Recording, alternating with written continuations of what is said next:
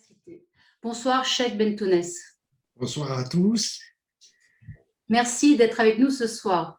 Alors, j'aimerais, avant de commencer, vous présenter un petit peu, parce que même si vous êtes plus que célèbre de par le monde, vous n'êtes pas encore pleinement connu du monde des médiateurs, et c'est un paradoxe. C'est un paradoxe que je souhaitais dépasser ce soir. Alors, qu'est-ce qui vous rend à la fois si célèbre et si proche de nous, artisans de la paix? Cheikh Bentounès, vous êtes donc un homme de paix et de dialogue. Leader spirituel de la voie soufie, Alaouia, vous êtes le créateur de l'association Terre d'Europe, qui est un trait d'union entre l'islam et le monde occidental afin de favoriser un dialogue de paix et de réconciliation. Vous êtes aussi l'initiateur du colloque international pour un islam de paix. Je ne vais pas tout citer, je retiens simplement les grands traits qui vont certainement intéresser les personnes qui nous ont rejoints.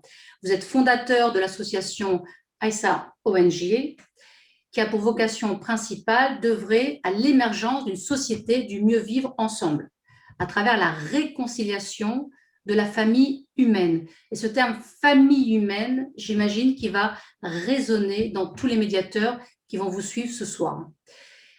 Vous êtes appuyé sur un héritage à la fois spirituel et humaniste millénaire qui éclaire notre vision et qui réconcilie donc la famille humaine et qui favorise la fraternité mondiale.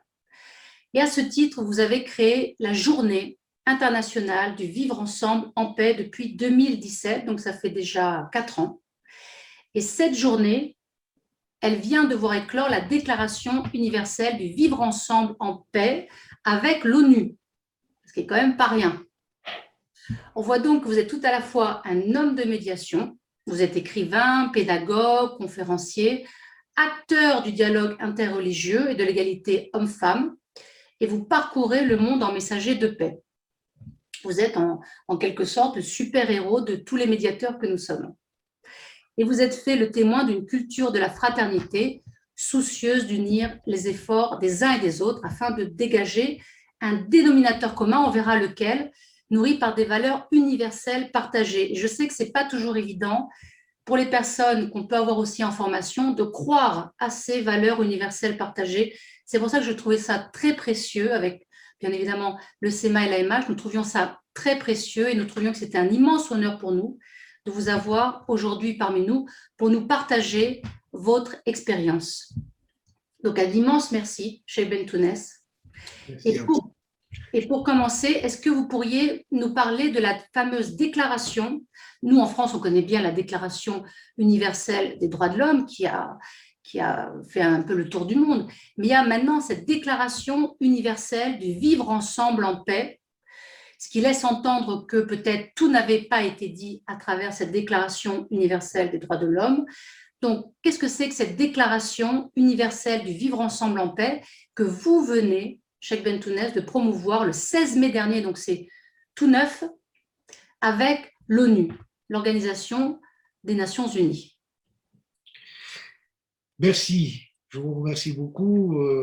Vous m'avez mis sur un piédestal qui, je vous remercie, mais qui ne me va pas. Moi, je suis un homme simple et comme vous l'avez rappelé, j'essaye dans la mesure du possible d'être un homme de lien.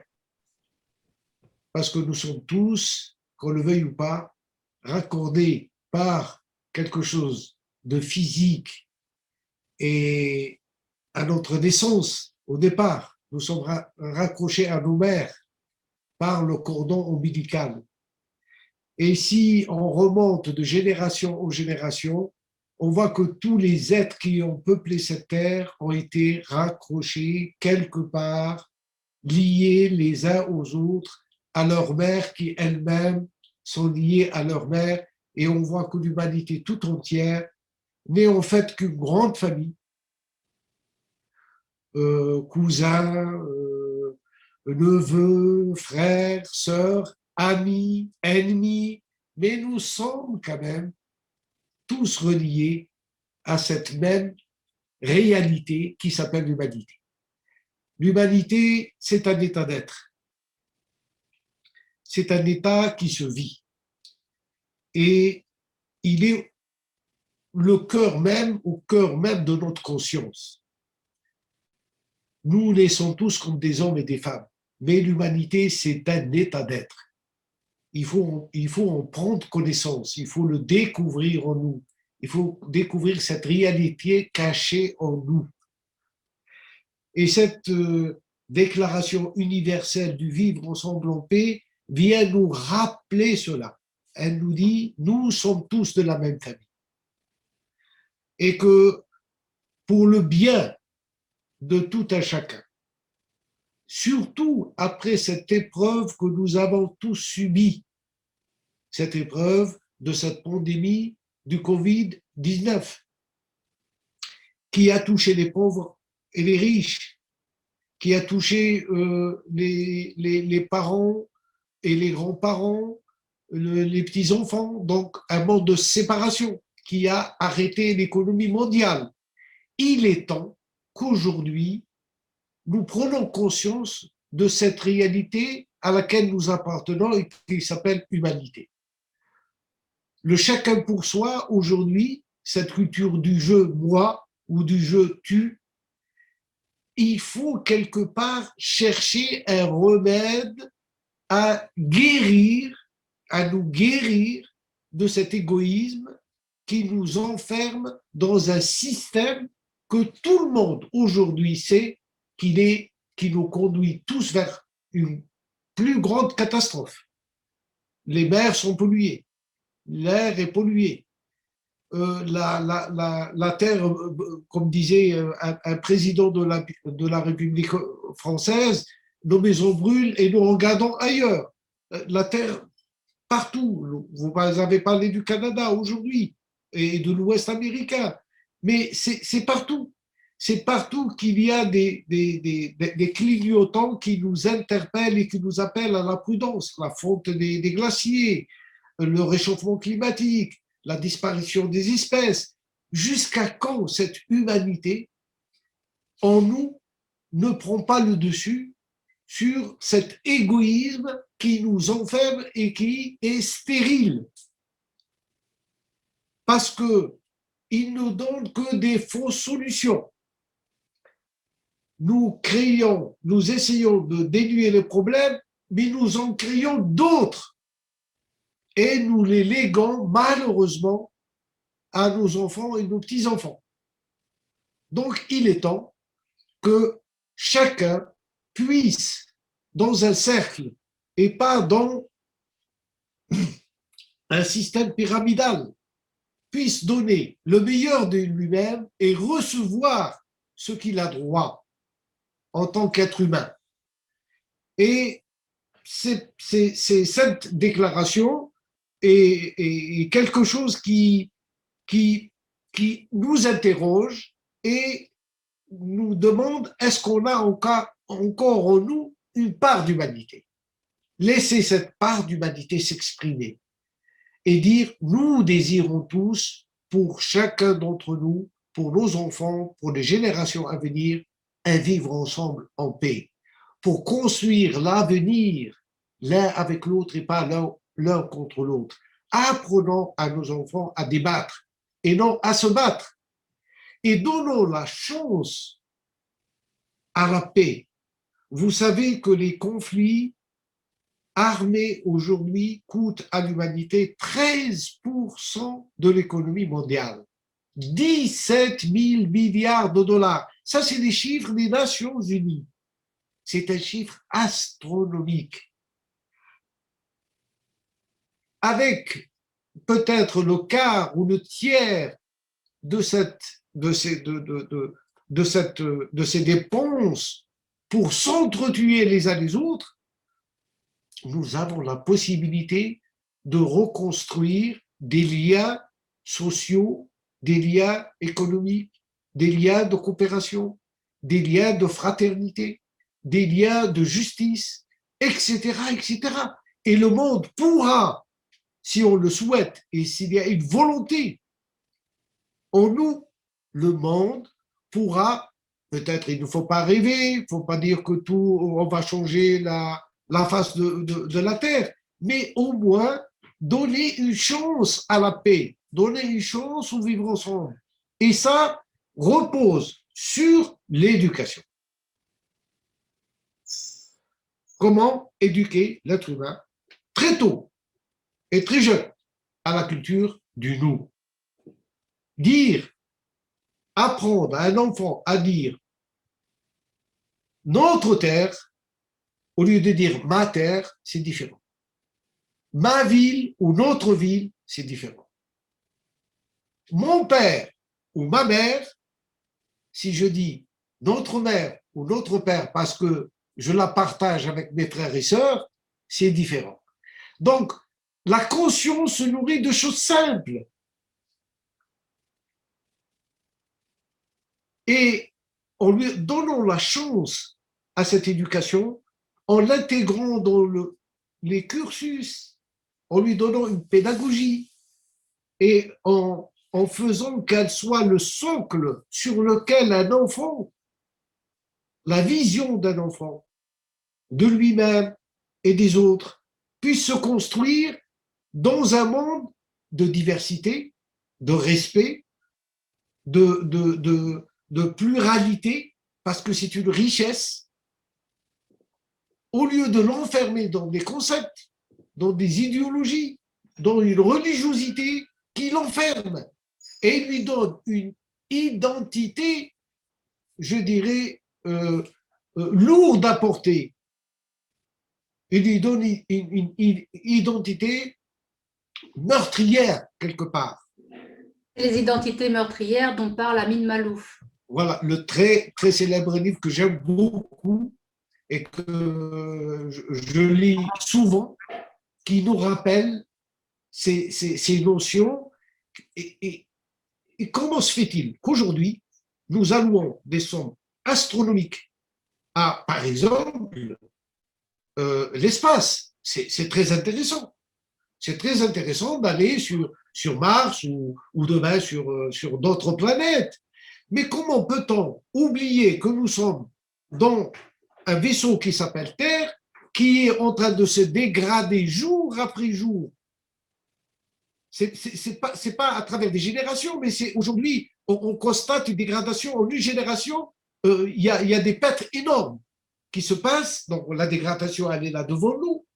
Les océans sont pleins de particules de plastique que ingurgitent les poissons, et ces poissons sont avec lesquels on se nourrit et on nourrit nos enfants. C'est d'une absurdité totale. Nous investissons des milliards pour juste aller sur une autre planète qui, après tout, ne contient pas la vie, ça on le sait, et nous délaissons une terre qui est un paradis, qui est le paradis. Ce n'est pas un paradis, c'est le paradis du vivant. Donc, c'est cet appel constant à revenir vers les fondamentaux sur lesquels se construit la société humaine. La société humaine est un corps dont tous les peuples et les nations sont des membres, à part égale, à dignité égale. Chacun de nous est une cellule de ce corps qui s'appelle l'humanité.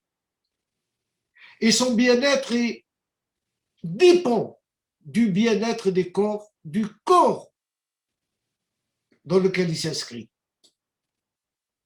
Donc, c'est cette conscience, c'est interpeller la conscience, c'est d'aller et de nous interroger au profond de nous-mêmes, qu'est-ce qu'on souhaite pour nous, qu'est-ce qu'on souhaite pour nos proches et qu'est-ce qu'on souhaite pour le tout autre. Le tout autre, y compris les hommes, y compris la nature. Et là, la question se pose sur notre économie. Est-ce que c'est une économie basée sur le bien-être ou c'est une économie basée sur le profit? Là, il y a un choix. Et le vivre ensemble en paix vient nous donner cette possibilité de choisir, de dire, ben non, nous voulons vivre dans une humanité, une terre, un pays, une ville, un village où le bien-être passe avant l'argent, avant le profit. Les profits ne sont pas interdits, mais il faut les mesurer, leur donner un moyen de les quantifier, de dire est-ce que ces profits ne vont pas être le moyen de détruire plus que nourrir le vivant. Voilà un petit peu le résumé de cet appel. C'est un appel. Maintenant, il sera entendu ou pas, mais au moins, il aura été proposé à tous les citoyennes, à tous les citoyens, aux élus, aux responsables, aux religieux. Et je pense que, on espère, moi je garde toujours cet espoir que l'humanité est toujours vivante en nous et que cet appel sera entendu.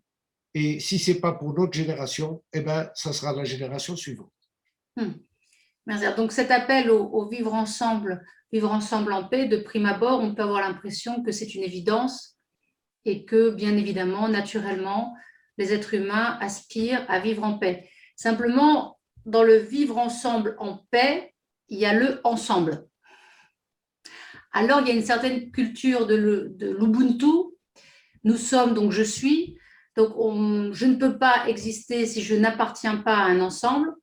Après, on ne va pas forcément avoir la même vision de cet ensemble, à travers notamment les identités meurtrières. Je peux considérer que vivre ensemble, oui, avec mes très proches, mais pas nécessairement avec les autres et encore moins avec ceux avec qui je suis en conflit. Donc, il y a à la fois quelque chose d'évident dans cette déclaration et en même temps, il y a quelque chose d'un petit peu subversif parce qu'à vous écouter, j'entends une critique de l'économie néolibérale inspirée de l'école de Chicago, l'économie, non pas la critique, où on aurait une économie du profit, ce que Aristote lui-même critiquait à travers la notion de crématistique, lorsque l'argent sert à l'argent et non pas l'argent n'est qu'un moyen pour la vie, pour le bien-être. Donc ça fait déjà 2500 ans qu'on l'a critiqué, mais souvent on oublie les Grecs, ce qui est un petit peu dommage. Donc, il y a une critique de l'économie. À vous entendre quand on parle du nous, notre terre, j'ai Proudhon qui résonne en moi avec la propriété, c'est le vol. Donc, comment aller à l'encontre de cette propriété qui était le seul souci qu'on a eu lorsqu'on a remis en cause l'esclavagisme? On a dédouané non pas les esclaves, mais les propriétaires. Donc, on a une certaine, je ne sais pas si c'est une économie bourgeoise, mais c'est quelque chose, c'est un principe très, très fort. Oui. C'est mon bien, c'est à moi, c'est ma propriété. Comment est-ce qu'on peut, c'est très subversif ce que vous dites et en même temps, moi j'adore. Donc, comment est-ce qu'on peut faire? Parce que ça paraît fou. Oui, c'est vrai, ça paraît fou, mais et c'est là où je dis, avec le système que nous avons, ce système pyramidal, et où le sommet, l'élite, elle est à la fois le pouvoir politique, le pouvoir économique et le pouvoir de distribuer et de conditionner forcément la distribution de ces richesses tout en préservant le système pyramidal. D'ailleurs, on dit l'échelle pyramidale. Donc, il faut bien monter. Et pour monter, ben, il faut prendre la place de quelqu'un d'autre. Et on se sortira. Ça, c'est le raisonnement à travers ce système pyramidal. Mais on sait que ce système pyramidal ne pourra plus fonctionner avec une humanité de plus de 7 milliards et demi et peut-être plus pour demain. Et qu'il faudra revenir à un système beaucoup plus apaisé, beaucoup plus à la portée de tous, c'est le système du cercle. Ce système du cercle qui se caractérise par la qualité et les vertus. Si on remplace aujourd'hui chez l'être humain cette notion de prédation, parce que la propriété vient que nous avons envie d'avoir, et mon avoir, je le laisse au mien, après moi, etc. Donc, cette notion de prédation qui est ancienne, qui est très ancienne, l'être humain est le dernier maillon de la chaîne de la création. Ses origines sont animales. L'agressivité, elle est en nous. L'avoir, il est en nous. Le possessif, il est en nous. Donc, comment se guérir de ce mal? C'est pas un mal en tant que soi, parce qu'il a permis à l'humanité d'exister. Il l'a protégé à des moments ou à un temps dans son histoire pour ne pas être anéanti, parce que l'homme était le plus faible du maillon. Il y avait des animaux plus gros que nous, plus rapides que nous, plus forts que nous. Il y a même des virus qui pouvaient détruire l'humanité. Et là, toute notre histoire nous montre que nos origines, que ce soit le minéral, le végétal ou l'animal, sont inscrites en nous.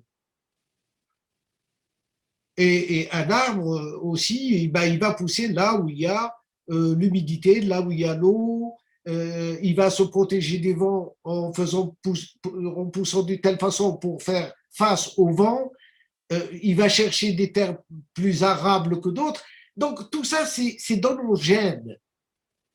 Mais il y a quelque chose de plus, c'est la conscience. D'abord, un être humain, c'est pas sa couleur qui le détermine. C'est pas sa religion, c'est pas sa nationalité, c'est d'abord sa conscience. Et le vivre ensemble en paix, il vient pour la conscience. Il dit, qui êtes-vous avant d'être noir, blanc, ceci ou cela, ou croyant ou pas croyant, au niveau de votre conscience? Quelle est la valeur que vous accordez à vous-même au niveau de la conscience? Quelles sont les valeurs sur lesquelles vous vivez et que vous investissez? Ces valeurs, elles sont quoi? Parce que la vie, c'est un don. Personne de nous, tous ceux qui sont présents ce soir avec nous, personne n'a décidé de naître un jour sur Terre, d'une mère et d'un père, qu'ils soient africains ou asiatiques ou américains ou français ou je ne sais quoi. Nous n'avons pas, c'est un don. La vie nous a été donnée. Mais comment, une fois qu'on a reçu ce don de la vie, alors il nous reste à la construire. Cette vie, on l'a construite avec des valeurs. Si ces valeurs sont des valeurs de prédation, c'est-à-dire que c'est le plus malin qui gagne, le plus fourbe qui gagne, le plus fort qui gagne. Donc, c'est ce qu'on, en tous les cas, est sous-entendu dans tout le système qui gère aujourd'hui notre façon de vivre et notre façon notre prospérité repose sur des critères de valeur qui sont pour beaucoup, pas tous, mais pour beaucoup négatifs. Donc, il y a la vie qui est un don et il y a de l'autre côté comment j'appellerais ça, le mot, je ne le trouve pas. L'existence, notre existence. La vie, je la reçois. Mais mon existence, c'est moi. Et moi seul qui en est responsable. Je peux en faire ce que je veux. Je peux la bâtir sur des valeurs à la fois verticales et horizontales. C'est-à-dire des valeurs verticales, c'est de donner du sens à ma vie, de lui donner du sens. Vous savez, comme les bateaux, Les bateaux, quand ils quittent un port, ils ont un cap. Ils savent, et tant qu'ils gardent le cap, ils savent que chaque minute qui passe, ils s'approchent de la destination. Mais si ce cap, chacun de nous, il y a ceux qui cherchent les honneurs, il y a ceux qui cherchent l'argent, il y a ceux qui cherchent le pouvoir. Il y a. Donc, c'est dans cette vision de valeur qu'il faut travailler, qu'il faut éduquer et qu'il faut donner la chance à nos enfants pour qu'ils puissent peut-être trouver ce moyen, cette énergie qui est dans la paix. Parce que la paix, c'est pas, il y a un conflit, on fait la paix, on signe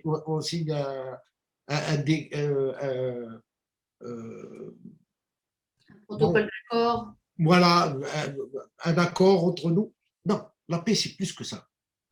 La paix, c'est une énergie. La paix, c'est quelque chose, c'est un terrain au niveau de la conscience qu'il faut travailler, qu'il faut labourer, qu'il faut semer en nous, d'abord en nous. Parce qu'une personne qui n'a pas la paix avec elle-même ne peut pas faire la paix avec les autres, ne peut pas faire la paix avec la terre.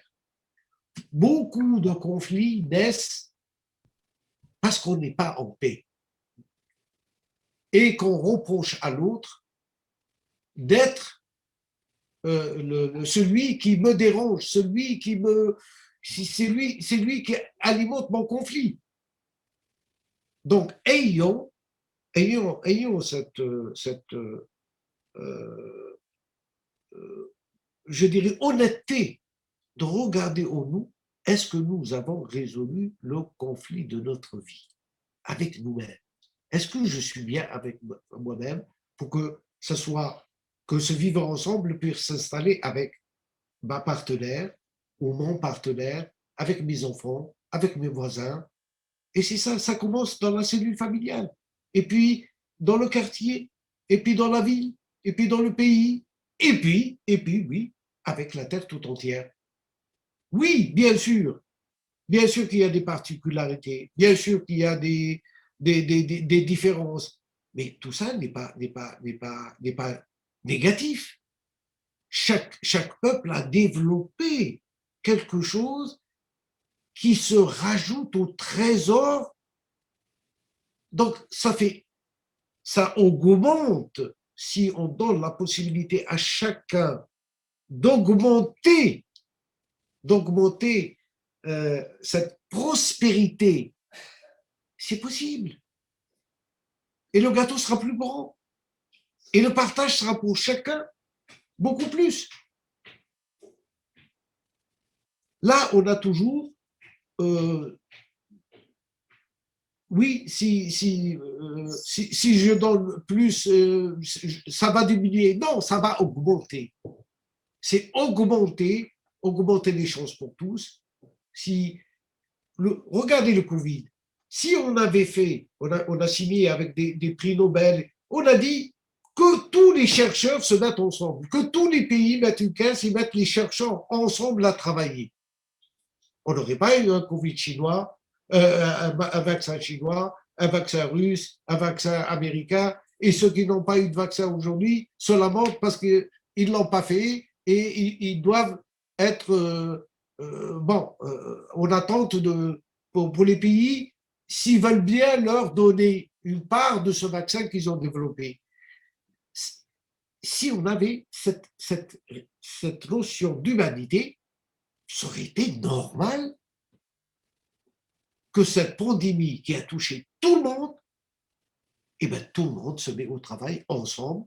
On aurait été beaucoup plus vite, ça aurait été beaucoup plus rassurant. Et tout la méfiance qu'il y a aujourd'hui autour de ces vaccins, parce qu'il y a beaucoup de gens qui croient que, bon, vous savez, les réseaux sociaux et tous les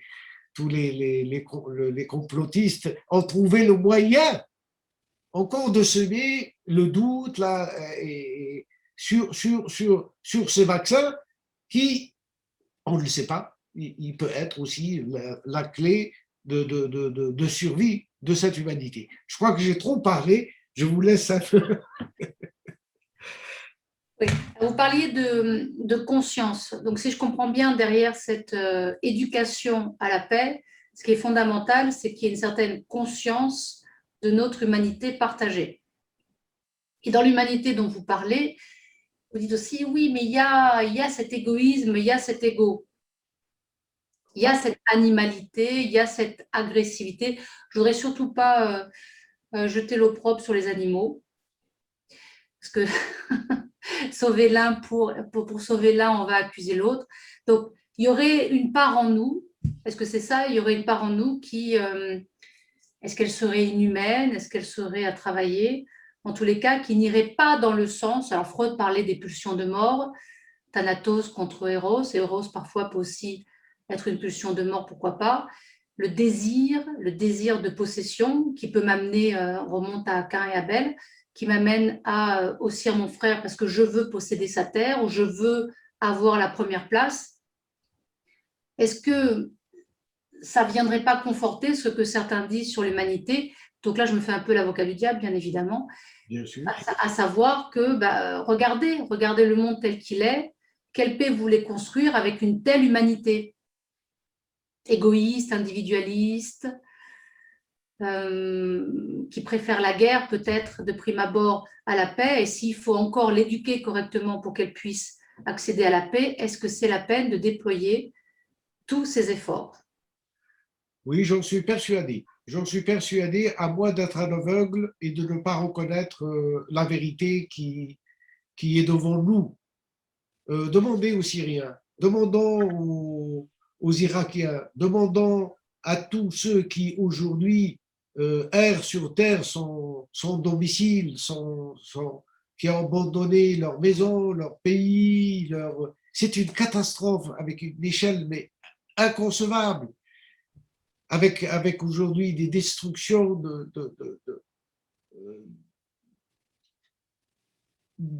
d'un patrimoine qui date depuis des siècles. Et je vous ai dit, les conflits nous coûtent 13% de l'économie mondiale. Qui alimente ces conflits? Parce qu'il faut voir que derrière, il y a une économie qui s'appelle l'économie. C'est une économie de l'armement. Alain, non.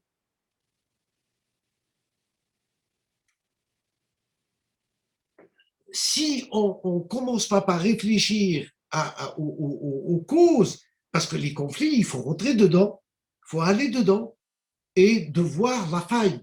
Qu'est-ce qu'on a mal fait? Qu'est-ce qu'on a oublié? Qu'est-ce qu'on a peut-être sincèrement, des fois, il y a des choses que nul n'est totalement savant pour éviter le pire. On peut, en faisant du bien, produire l'inverse.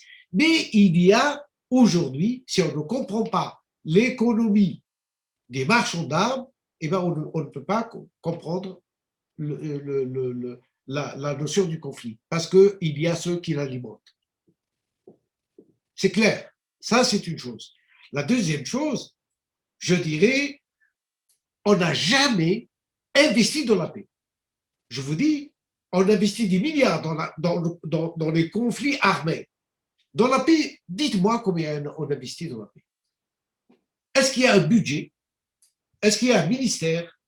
Est-ce qu'il y a des académies? Est-ce qu'il y a des universités? Qu'est-ce qu'on investit dans la paix aujourd'hui? Au niveau familial, au niveau du couple, comme au niveau de la société, de toutes les sociétés. Alors, on forme des médiateurs. Très bien. Voilà. On forme à la communication non violente. Donc, y compris dans les écoles. Voilà. Donc, il y a un début. Mais il faut aller plus loin. Il faut aller plus loin. Il faut rendre ça comme l'aspect central sur lequel repose la construction d'une société. On on parle des villes nouvelles, des cités nouvelles, comment les construire, comment on parle des pollutions, on parle de nouvelles énergies, on parle, tout cela contribue s'il y a une volonté, s'il y a une volonté politique, eh ben, il faut mettre la paix dans ça aussi. La paix, il n'y a pas un investissement clair chez les gens, dans les budgets, dans les écoles. Ce n'est pas quelque chose qui est clair, net. La paix, c'est quand on se casse la gueule et puis on amène et la prévention. La paix, le travail que vous faites, qui est un travail excellent à mon avis. Les médiateurs font un travail excellent, mais il vaut mieux faire la médiation préventive avant de tomber dans des conflits qui parfois sont meurtriers et qu'il faut pour les reconstruire, ça demande des efforts et des moyens colossaux. Vous parlez de médiation préventive. Il y a un traité dont on a fait l'anniversaire le 28 juin dernier, qui est le traité de Versailles, et qui devait justement prévenir la guerre, donc en l'occurrence éviter la Seconde Guerre mondiale, ce qu'il n'a pas pu éviter. Et traité de Versailles, donc 28 juin 1919, qui est arrivé à la suite de plusieurs mois, puisque ça avait commencé le 18 janvier 1919, donc c'est 6 mois de négociations dans une conférence de la paix. C'est que là, on a vu qu'il y avait une volonté unanime en apparence, puisqu'il y avait une vingtaine de nations, si je me souviens bien. Il y avait donc les 14 points du président Wilson des États-Unis, donc il y avait Lord George, il y avait l'Italie, il y avait Clemenceau. Bon. Et ça, avec des centaines de réunions, avec des centaines de commissions, d'experts qui se sont dit comment faire en sorte, parce qu'il y avait aussi la pression de l'opinion publique qui était décidée, déterminée à ce qu'il y ait une paix, mais pas juste une paix durable. Oui. Que ça ne revienne plus, que ce soit la der des der, comme on disait, la Première Guerre mondiale, que ce soit la der des der. Bon. Et pour autant, tout ce travail-là, vous parlez de volonté, donc non seulement il y avait une volonté des peuples, il y avait une volonté des élites. Et ça a donné d'ailleurs les 14 points de Wilson, ça a donné la SDN.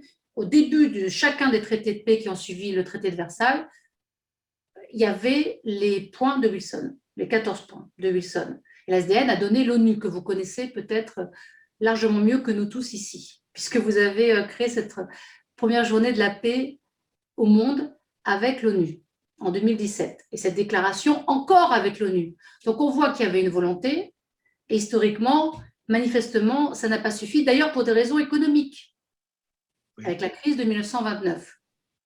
Donc il y a la volonté politique, il faudrait peut-être aussi agir au niveau économique. Et je vois une question qui est, mais du coup, que fait l'ONU? Parce que l'ONU met en place cette journée de la paix, met en place cette déclaration universelle du vivre ensemble en paix. Mais que peut l'ONU? Alors, je ne voudrais pas... l'ONU a le mérite d'exister, je dirais, mais encore une fois, l'ONU est mal habillée. Je dirais que le problème, il est là. Il est, encore une fois, il faut aller dans le fond des choses. Quand vous avez des pays qui ont le veto, déjà là, on a mis le verre dans le fruit. Quand il y a des puissants qui décident pour le reste du monde, eh bien, ça veut dire ce que ça veut dire. Donc, mais je ne veux pas jeter la pierre à l'ONU. Elle existe et elle fait un travail. Et si elle n'existait pas, peut-être qu'on serait encore pire. Mais revenons à Versailles. Quand on dit qu'il y a une prise de conscience au niveau de la Première Guerre mondiale, qui a été la première guerre moderne, où on a employé la chimie avec les gaz, où il y a eu les premiers avions, les premiers bombardements, où les civils ont été plus touchés encore que les militaires, où il y avait parfois par mois 300 000 morts par mois. Donc, c'était une génération totale qui disparaissait. Les poilus l'ont payé très très cher, qu'ils soient français, qu'ils soient allemands, qu'ils soient anglais. Mais n'oubliez pas, c'est encore dans la société moderne qui a produit la guerre. C'est quand même une société basée sur une économie du profit qui a été à l'origine de la guerre. C'est une société qui opprimait d'autres peuples. Parce que le problème du Proche-Orient entre le Proche-Orient, le problème entre Israël, la Palestine, ce qui existe jusqu'à maintenant, est né à Versailles. Entre la décision qu'a prise la France et l'Angleterre avec le partage qu'ils ont fait de l'empire, de l'ex-empire ottoman. Sykes-Picot, le décret de Sykes-Picot. C'était à la même date. Ça produit encore un problème qui dure jusqu'à aujourd'hui. Tous les pays africains qui aujourd'hui sont un drapeau, il y avait tous ces pays-là, africains, asiatiques, etc., étaient sous domination coloniale. Ils n'avaient pas le droit à la parole. De toute l'Afrique, il y avait l'Éthiopie qui était présente. C'est tout, le Négus. Donc, mais c'est un pas, il a été fait, et de là est né, parce qu'il faut toujours évaluer et garder le positif. C'est un acquis. Il y a eu la SDN, la Société des Nations. C'est un acquis. Genève est devenue une ville où on fait les traités de paix. Il y a un acquis. Ben, il faut le garder. Mais cet acquis n'était pas à la hauteur du problème.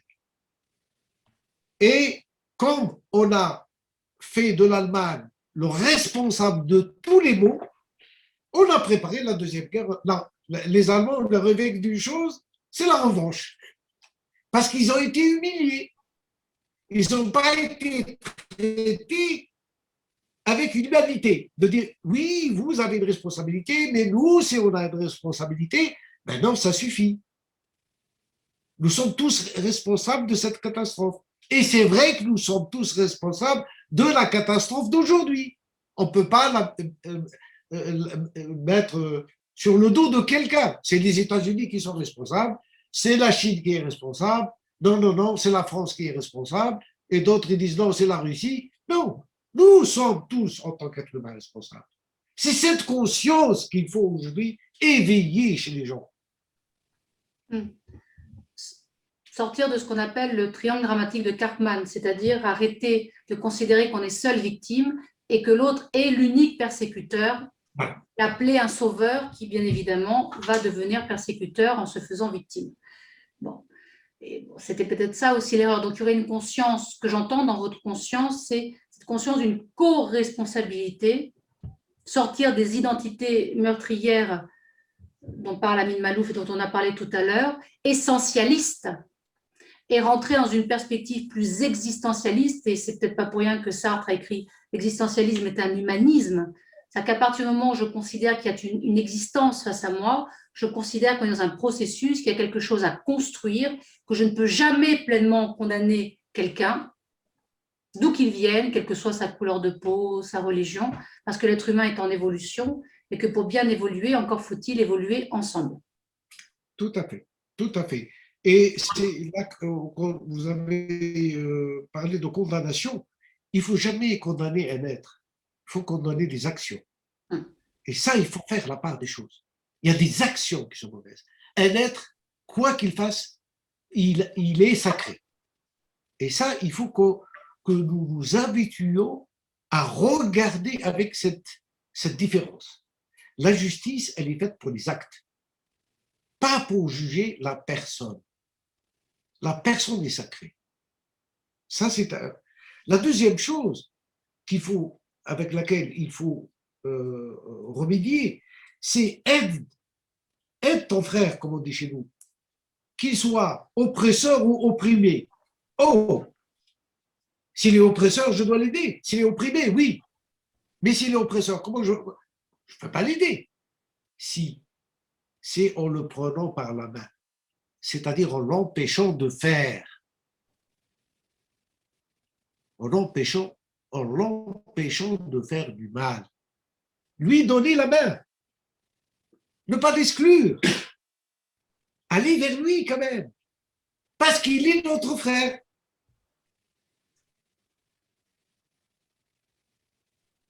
Ça, cette conscience, cette fraternité, ça me rappelle la rencontre entre, j'en parle souvent, mais je ne vais pas résister à en reparler, entre Priam et Achille, où Priam vient prendre la main et les genoux d'Achille qui a tué son fils Hector, et ils vont pleurer ensemble. Et c'est en pleurant ensemble, Achille sur son père et Priam sur son fils, qu'ils vont pouvoir se rejoindre dans leur commune humanité.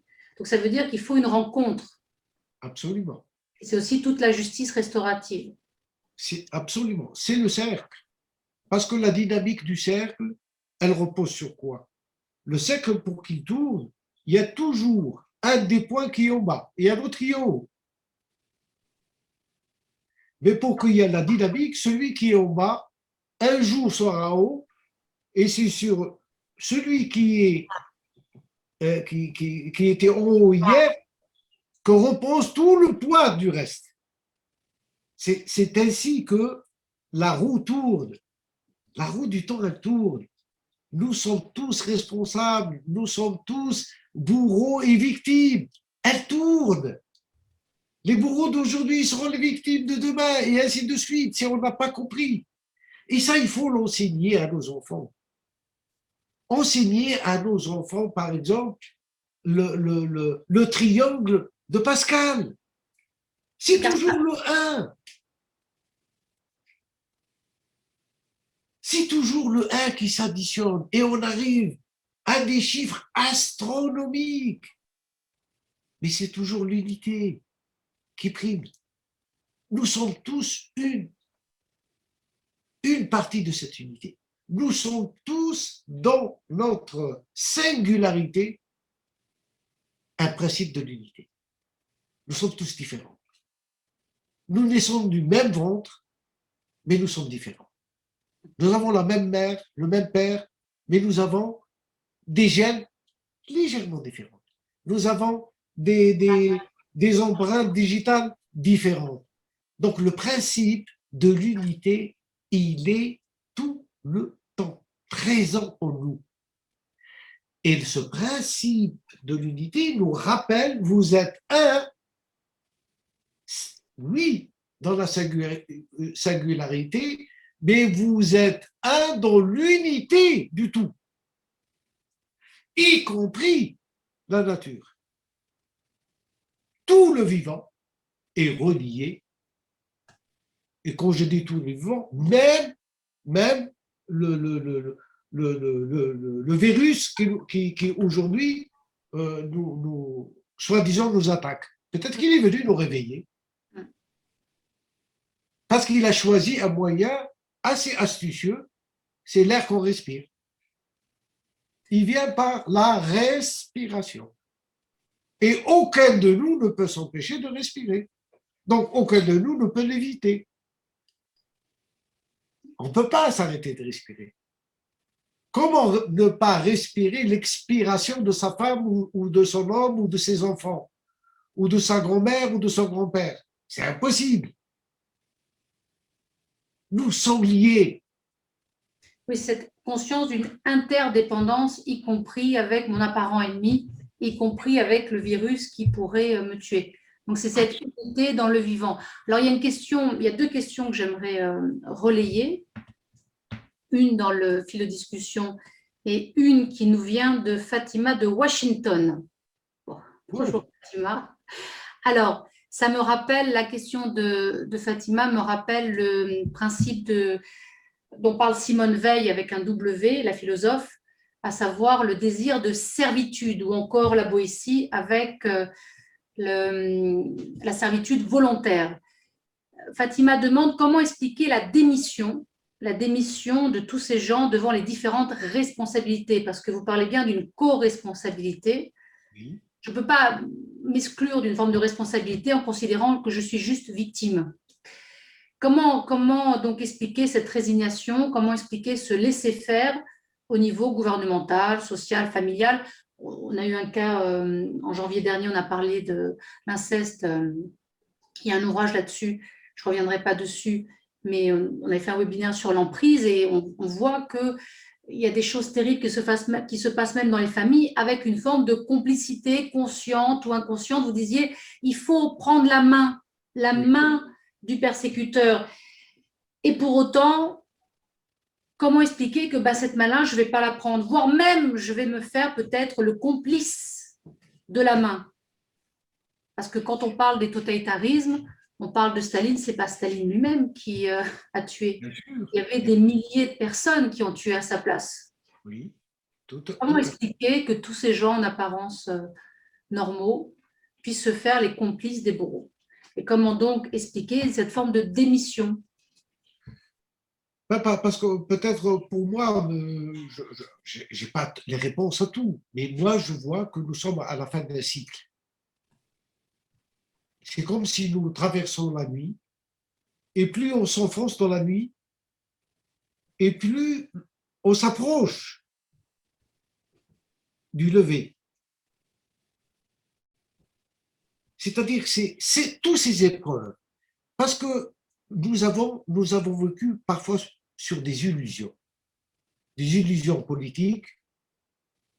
Par exemple, que le communisme a été une fabuleuse illusion de partage, de fraternité.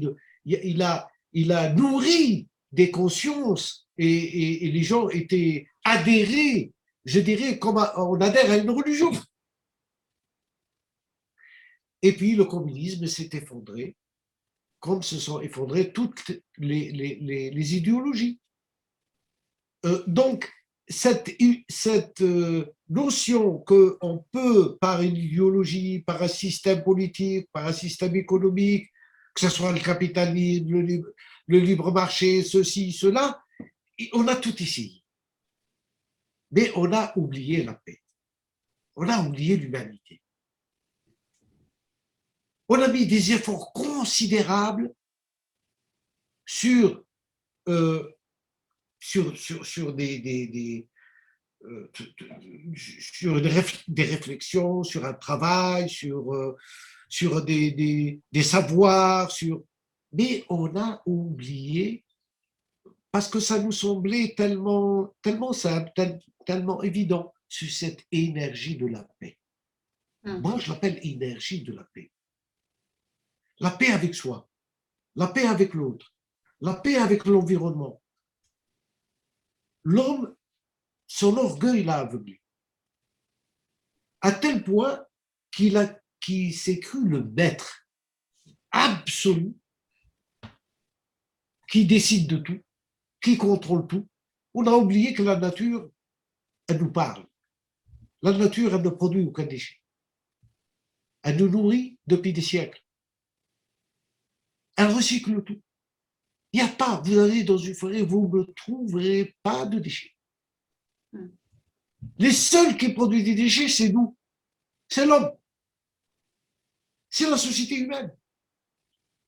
Et nos déchets aujourd'hui, eh ben, ils nous parlent. Elles sont dans les océans, elles sont en terre. Écoutez, il y a des multinationales aujourd'hui, on le sait, 70% de ce qu'elles produisent pour les bébés est nocif, est toxique. Elles sont devant la justice, elles payent des milliards et ça repart. Ça, c'est plus possible. Alors, on a préparé, on est tombé dans le piège de la mondialisation. Oh, c'est magnifique. L'Internet est là, les réseaux, la mondialisation.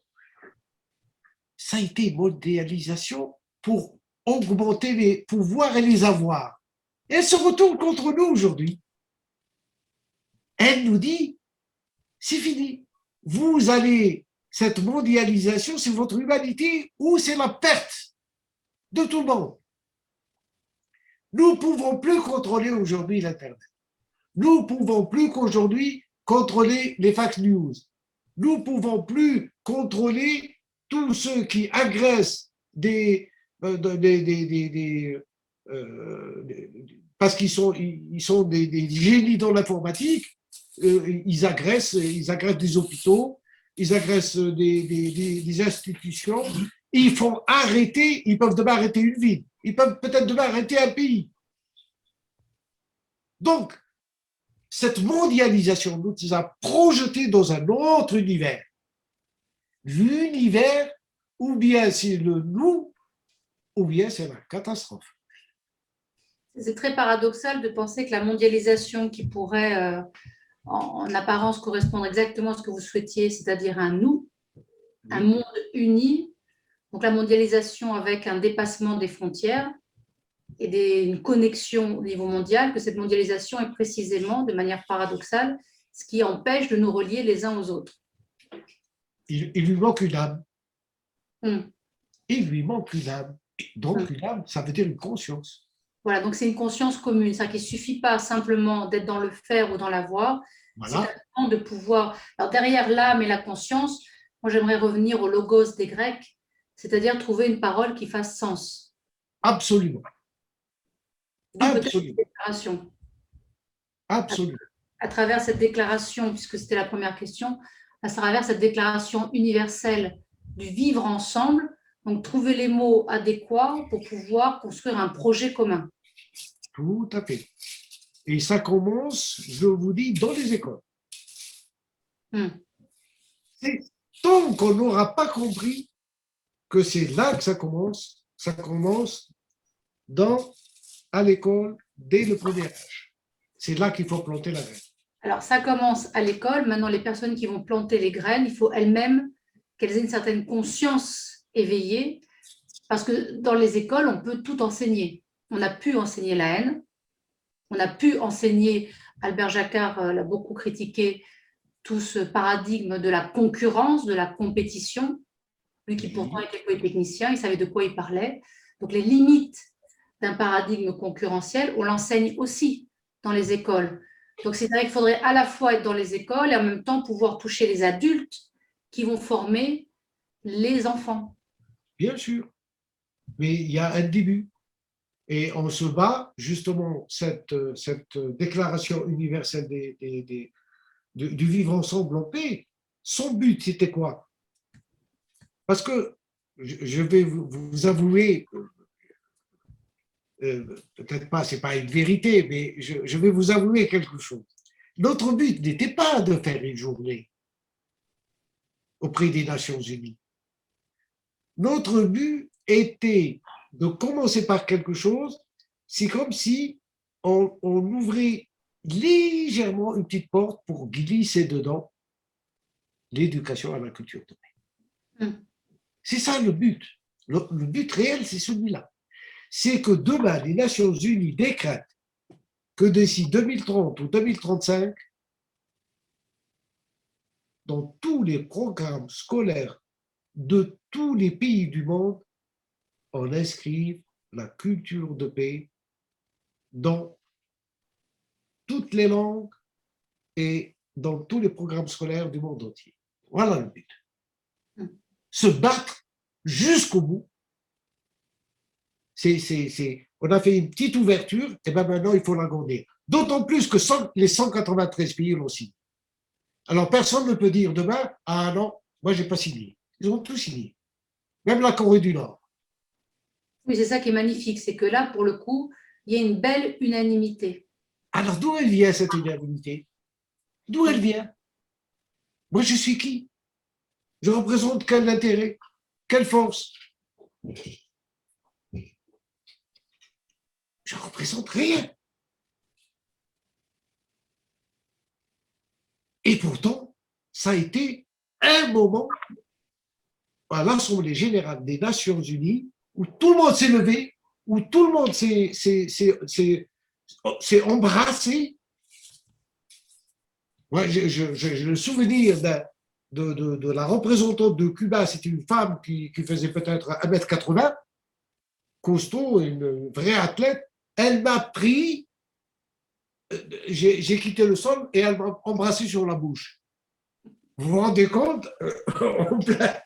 En plein salle, mais ça prouvait une chose, ça prouvait que les gens, c'était pas les pays qui votaient, c'était autre chose. Chacun à ce moment-là, il y a quelque chose, un dépassement, c'était l'humanité. Moi, je l'ai vu comme ça, moi, je l'ai vu comme ça. Et puis après, on a oublié. Ben voilà, on a fait la fête, c'était un moment extraordinaire d'une prise de conscience. J'ai été félicité par des dizaines et des dizaines d'ambassadeurs et de représentants des pays.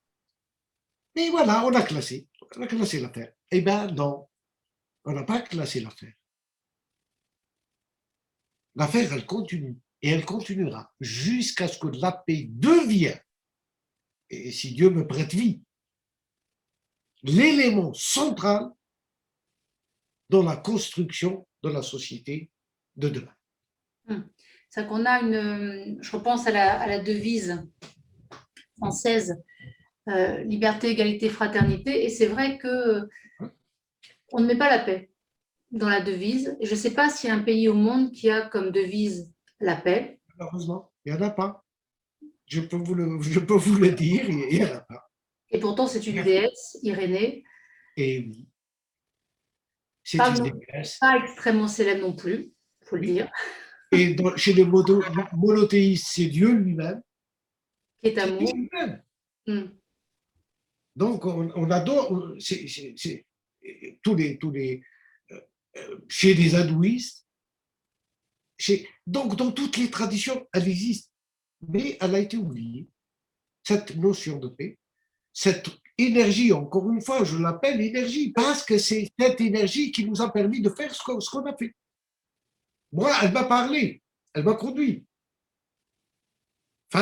J'étais devant des... Bon, moi, j'ai jamais fait l'alpinisme, mais je devais monter l'Himalaya. C'est impossible. Par mes propres moyens, mais c'était impossible. Impossible. D'autant plus que j'avais des pays qui m'avaient dit directement, non, ça ne passera jamais. Ils me l'ont dit ouvertement. Et pourtant, 3 années et demie, ils étaient parmi les premiers signataires. C'est qu'il y a un vrai désir malgré tout, c'est ce qu'on disait au tout début de ce webinaire, c'est que même quand je fais la guerre, je fais toujours la guerre dans le fond pour avoir la paix. Mais je crois que, et c'est ce qu'on voit vraiment nous médiateurs dans les médiations, que ce soit au niveau familial, de voisinage, en entreprise ou commercial, et j'imagine qu'au niveau géopolitique, c'est la même chose, je crois toujours que pour avoir la paix, il faut que je réduise l'autre à néant. Wow. Parce que je crois dans ces identités meurtrières, je crois que l'autre a une essence maligne. Oui. Il y a le terme pervers qui existe beaucoup depuis quelques années. Je crois que l'autre est la cause du conflit, ou je crois que l'autre mérite ma haine. Oui. Donc, c'est toujours ma paix contre notre paix. Voilà, alors, on retombe sur le problème. Alors, je ne peux pas être en paix sans avoir fait la paix avec mon ennemi. Et comment? Et, et ça se passe. Regardez les couples. Regardez les couples. Dès que la paix quitte un couple, c'est fini. C'est fini. Le couple se sépare. Donc, il y avait une question que j'aimerais relayer dans le fil de discussion sur... Alors, tout ce que vous dites, je reprends un petit peu le commentaire. Donc, c'est Francine qui en parle. Tout ça, c'est très beau en quelque sorte. Ça pourrait paraître un peu trop idéaliste. Et ça rejoint un autre commentaire dans les questions et réponses de Moussen Jamel, à savoir, OK, il y a eu l'ASDN, il y a eu l'ONU. Donc, Première Guerre mondiale, on a l'ASDN. Deuxième Guerre mondiale, on a l'ONU. Il faut une Troisième Guerre mondiale pour qu'à un moment donné, on finisse vraiment par faire la paix. Qu'est-ce qu'il faut? Finalement, est-ce qu'il faudrait une guerre totale pour pouvoir avoir une paix réelle? Oui, moi je pense déjà que peut-être on peut déjà, on parle de guerre pour le virus, nous sommes en guerre. Ben, je crois que le président de la République a déclaré ouvertement, nous sommes en guerre, il a dit. Eh ben, nous sommes en guerre. Nous sommes en guerre, mais c'est une autre forme de guerre. Parce qu'on ne peut plus faire la guerre comme on le faisait la Première ou la Deuxième Guerre mondiale. C'est fini, c'est terminé. Ça serait une catastrophe pour l'ensemble de l'humanité. On peut rayer, on a de quoi brûler, rayer à jamais la vie sur Terre avec les armes que nous avons aujourd'hui. Aucun pays n'osera faire une guerre conventionnelle parce que ça risque de déboucher sur une guerre nucléaire qui emmènera tout le monde en quelques instants vers la disparition. Donc, il ne faut pas penser, à mon avis, ça, il faut sortir de ces schémas, il faut aujourd'hui croire, avoir une foi ardente dans ce qu'est la paix. La paix, je le dis encore une fois, c'est une énergie au profit de tout le monde. Que chacun de nous l'essaye à son échelle. Là où il vit, c'est quelque chose de palpable. C'est pas, il ne faut pas être un génie, il ne faut pas avoir un gourou, il ne faut pas avoir un maître. Il faut l'essayer chez soi, avec soi-même et autour de soi-même, dans son environnement dans lequel on vit. Il faut la pratiquer. Un sourire, une parole, c'est-à-dire mettre en fonction notre conscience par rapport à cette énergie de paix. Si je me nourris si je nourris ma conscience de paix et que mes actions deviennent les transmetteurs de cette conscience à travers les actes au quotidien, vis-à-vis de moi, vis-à-vis de l'autre, vis-à-vis de la nature, vis-à-vis de... Si chacun de nous, là où il enseigne, il est un économiste, il est, je sais pas, un gendarme, il est pratique, que nous commençons à pratiquer cette énergie de la paix dont je n'élève pas la voix. J'essaie un petit peu de... j'essaie, avant, je ne me hâte pas à condamner. J'essaie de trouver un autre moyen de pouvoir voir les choses. Il y a tout un travail sur soi qui permet d'atténuer toute cette violence en nous qui est due à l'environnement dans lequel on vit. Il nous prépare à cette violence. Parce que je vous dis, c'est le plus fort, c'est le plus malin, c'est le plus rusé, c'est celui qui parle le plus, c'est celui-là qui gagne. Et on croit, oui, c'est vrai. Et en dehors de ça, il n'y a aucune possibilité. Non, il y a d'autres chemins, il y a d'autres possibilités, et le chemin de la paix et du vivre ensemble est le meilleur. Et c'est prouvé. C'est prouvé. Regardez, on a fait la béatification des moines de Tibérine en Algérie. Qu'est-ce qui pouvait croire que ces moines qui ont été assassinés pouvaient être béatisés dans un pays arabe et musulman? Ça s'est fait. Ça s'est fait. Et l'endroit où il y a eu la béatification aujourd'hui, elle s'appelle la place du vivre ensemble en paix. Et c'était au-dessus d'une ville, d'une grande ville algérienne, c'est la ville d'Oran.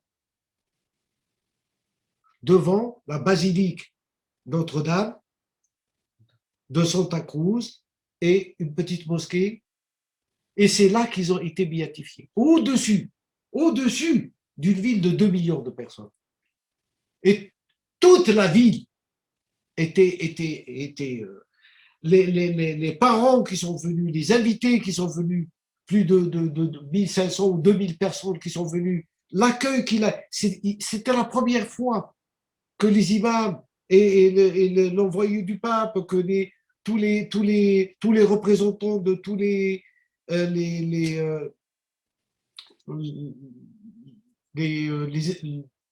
ordres religieux étaient présents.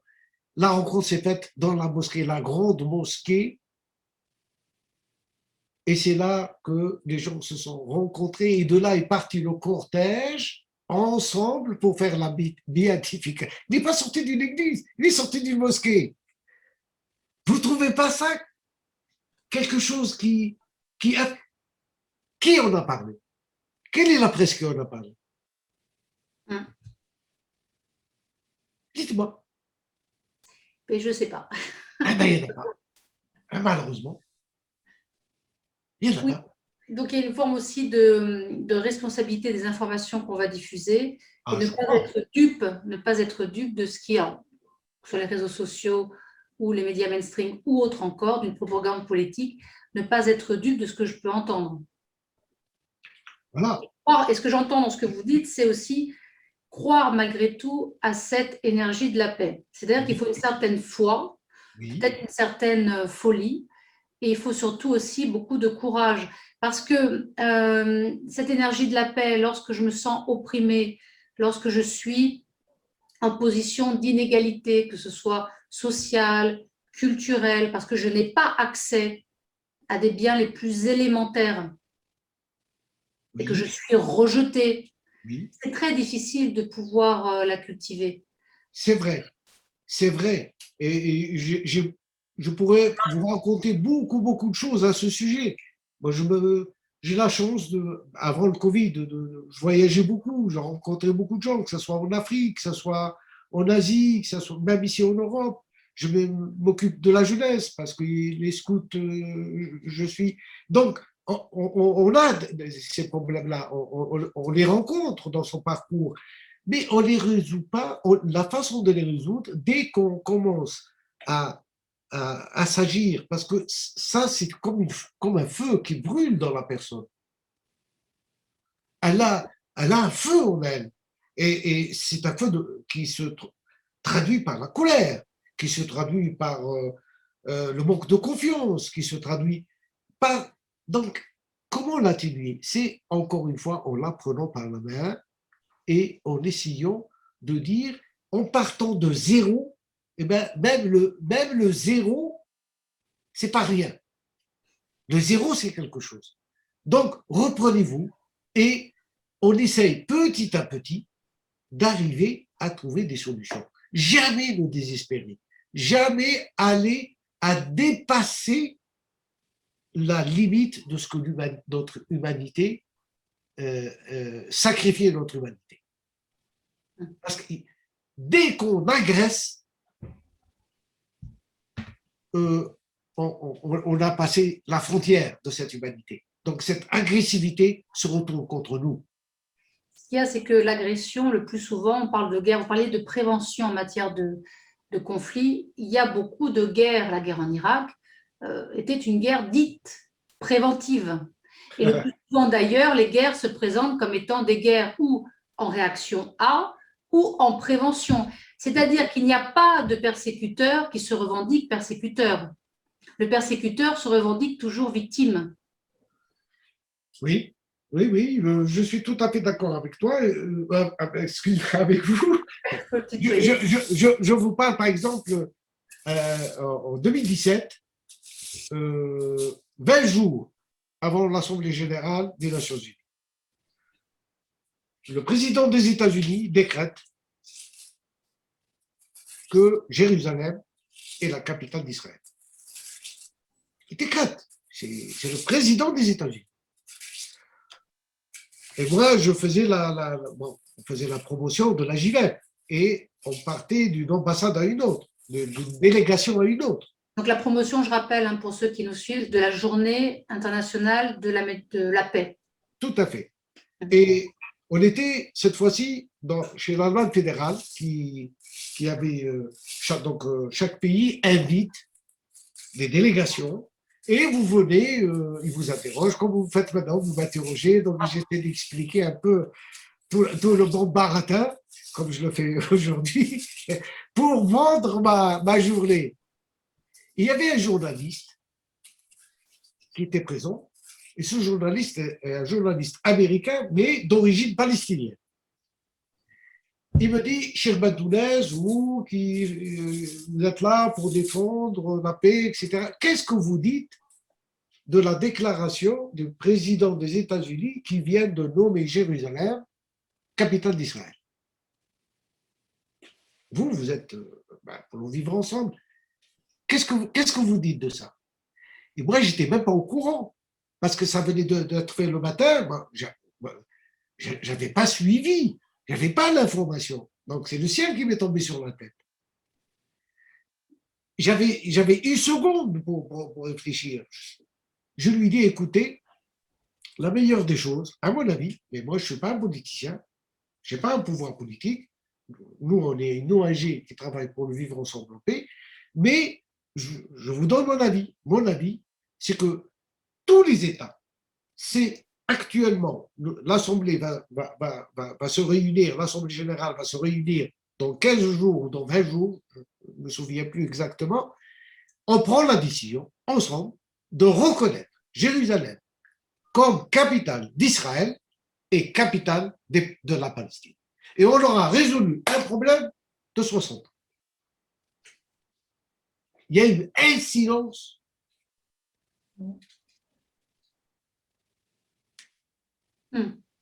Ça vous êtes sorti de la logique binaire qui implique que Jérusalem, ou d'ailleurs, ne puisse être que la capitale de l'un et pas de l'autre. Ça suffit. Ils n'ont pas eu le courage de le faire. Et Trump, il a fait ce qu'il a dit. Et on est resté, on a fait du surplace. Il n'y a rien qui a changé. Si vous voyez le nombre de fois qu'on a réuni avec des amis, les rabbins et les imams du monde entier, sous l'égide des Nations Unies, sous l'égide de l'UNESCO, sous l'égide de grands pays comme l'Espagne, comme la Belgique, comme la France, est-ce que vous croyez que les rabbins et les imams sont des ennemis? Je vous assure que les rabbins et les imams, quand ils se rencontrent, qu'est-ce qu'ils se disent entre eux? Nous n'avons rien dans nos religions qui nous séparent. Au contraire. Mais qu'est-ce qui dérange?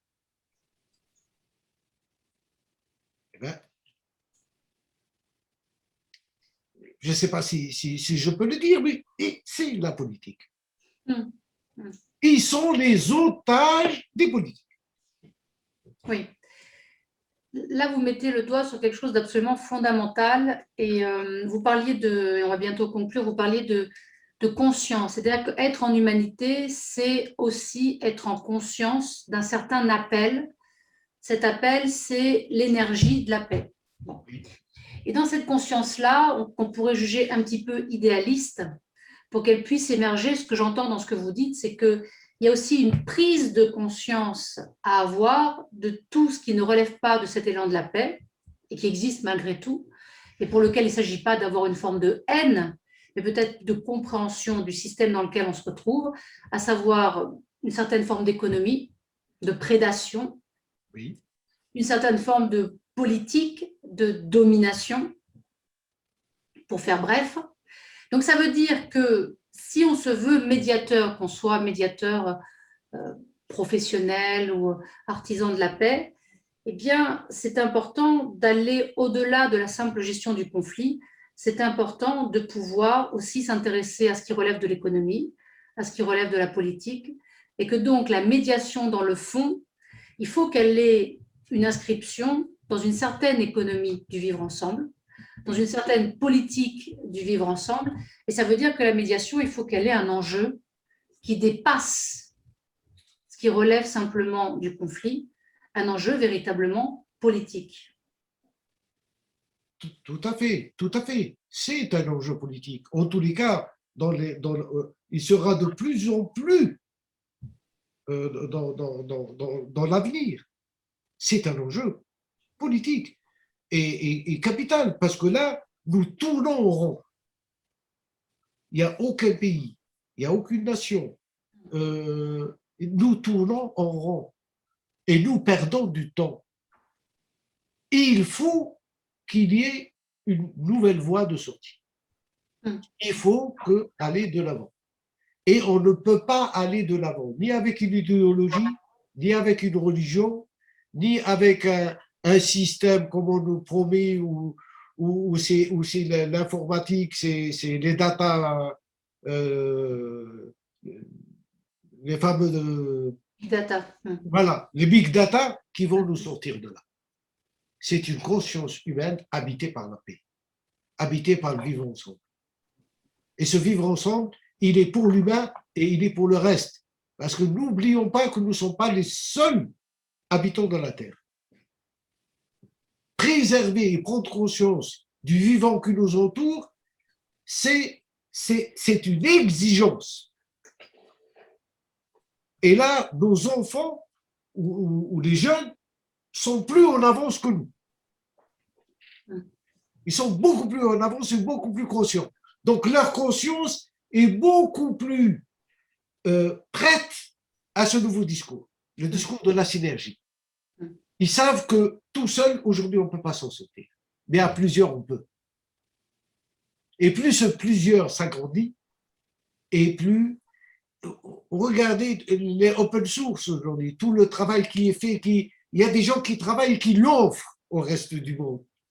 C'est magnifique.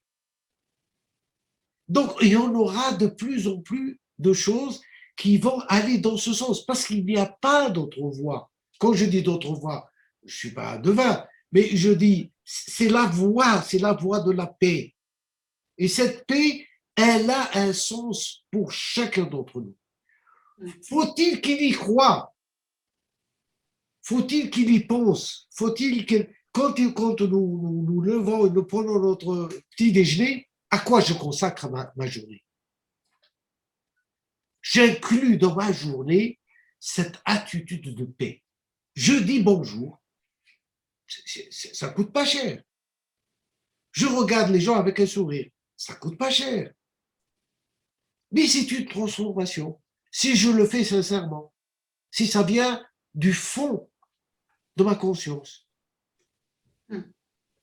Alors, regarder les autres, on peut toujours regarder les autres avec une certaine forme d'amour. Peut-être que le plus difficile, on en revient, on connaît toi-même de Socrate, c'est pouvoir, je dis ça en résonance, c'est ce que je lis dans le fil de discussion, c'est sortir d'une certaine haine, non pas tellement de l'autre, mais de soi-même.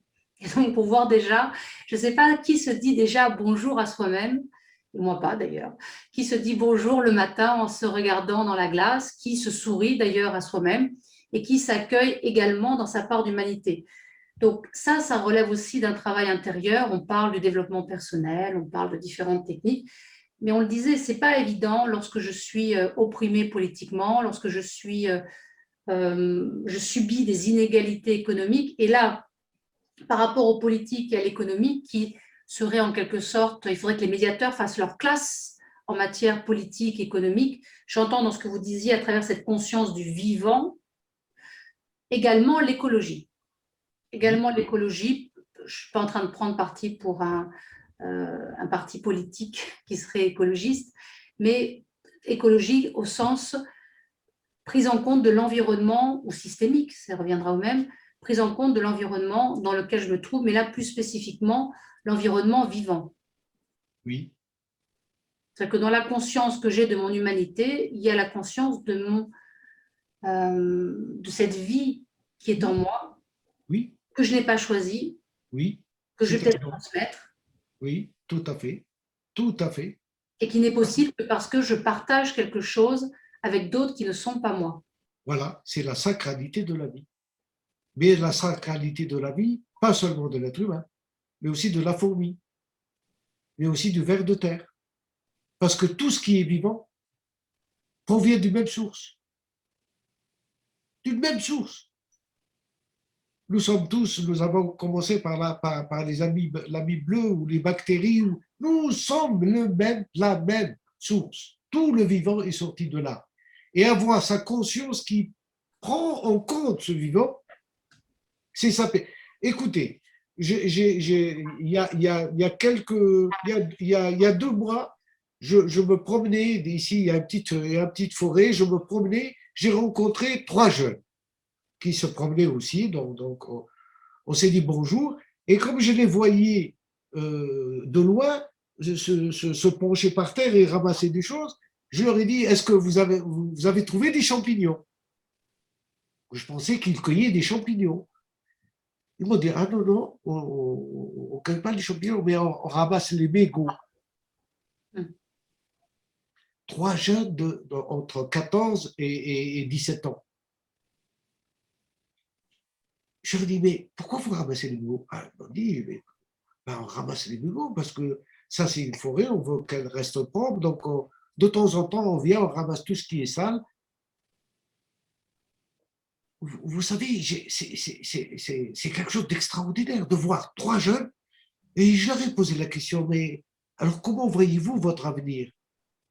Ils m'ont dit, ah, ils ont réfléchi un moment, il nous faut une révolution des consciences. Mm. C'est des jeunes de, je vous dis, entre 14 et 17 ans. Alors j'ai redemandé, mais comment une révolution des consciences? Mais vous méditez dans une association? Non, non. Entre nous, on discute quand on dit, il nous faut une révolution de conscience. Sinon, on ne s'en sortira pas. Donc, il appartenait, il n'était ni scout, ni écologiste, ni machin, des jeunes, des jeunes, c'est tout. Et ça m'a donné une bouffée d'oxygène, vous ne pouvez pas vous imaginer. Qu'il y a la conscience parlant à la conscience. On n'a même pas, des fois je me dis, tout ce que tu dis est de trop. Juste pense et envoie ta pensée aux autres. Mm. Parce que la pensée, c'est de l'énergie. Absolument. Mm. Donc déjà, commencer par travailler, c'est d'ailleurs toute l'œuvre de Platon et de la philosophie, commencer déjà par bien penser, ce qui n'est pas évident. Ça fait 500 ans qu'on essaye de bien penser depuis Platon. Commencer par bien penser, commencer déjà à faire un retour sur moi, faire un retour aussi sur mon environnement le plus proche.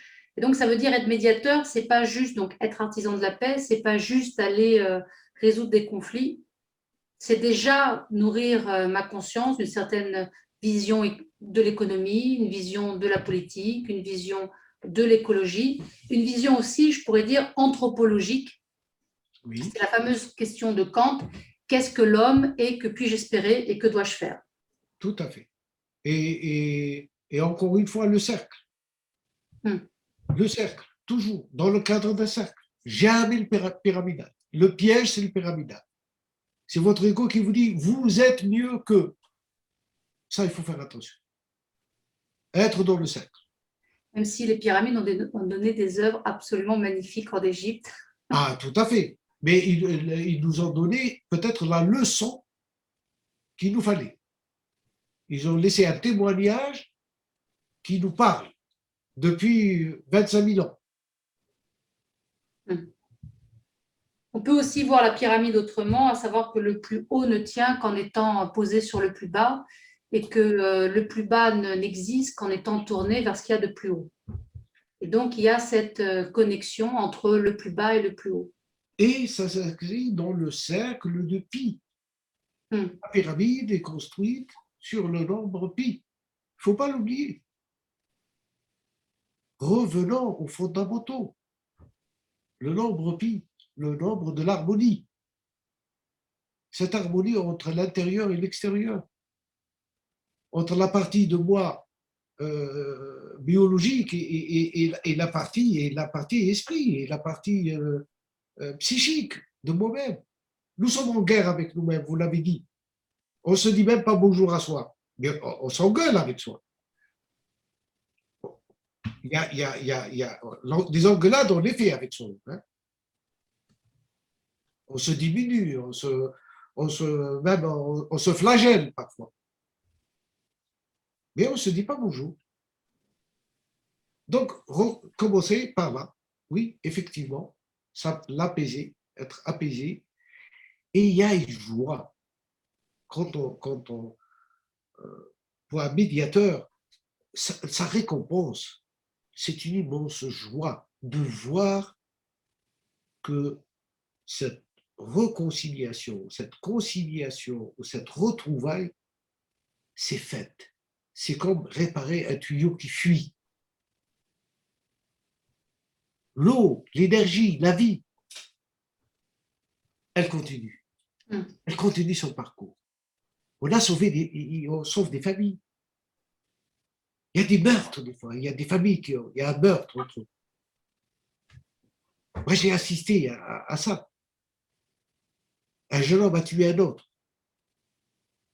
Et l'autre famille a pris des bouteilles pleines d'essence pour aller incendier la maison de l'assassin.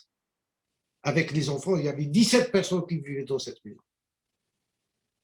Et la médiation a intervenu et les choses, on a sauvé 17 personnes. De la mort, d'une mort certaine. Il n'y avait ni la police, ni la gendarmerie, c'était le peuple, les gens du quartier. Ce qu'on appelle les fameux cercles, peut-être, hein, les cercles restauratifs. Voilà. Sans doute qu'on fera un prochain webinaire, peut-être pas celui de septembre, mais en tout cas un jour, oui, on fera un webinaire sur les fameux cercles restauratifs. Et puis, j'entends parler de ce cercle, ça me faisait penser au chevalier de la table ronde. Peut-être qu'il y aurait à creuser de ce côté-là, du côté du chevalier Arthur, avec cette fameuse métaphore du cercle.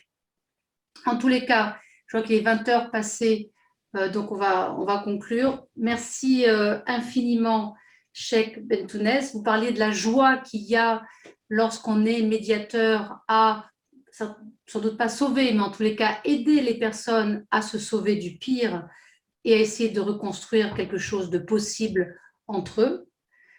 Donc, c'était une très grande joie pour moi et pour toutes les personnes qui vous ont entendu aujourd'hui, le CEMA aussi et l'AMH, une très grande joie de vous avoir avec nous. J'espère qu'on pourra continuer à cheminer ensemble. Vous pouvez tous, si vous le souhaitez, c'était dans l'inscription aussi, en proposition à ce webinaire, vous inscrire pour cette déclaration du vivre ensemble en paix, c'est-à-dire qu'on puisse tous par notre voix, montrer quelle est notre détermination, ne serait-ce qu'au niveau humain et à défaut au niveau politique, de ce que l'on souhaite comme avenir pour nous tous. Tonika, merci beaucoup.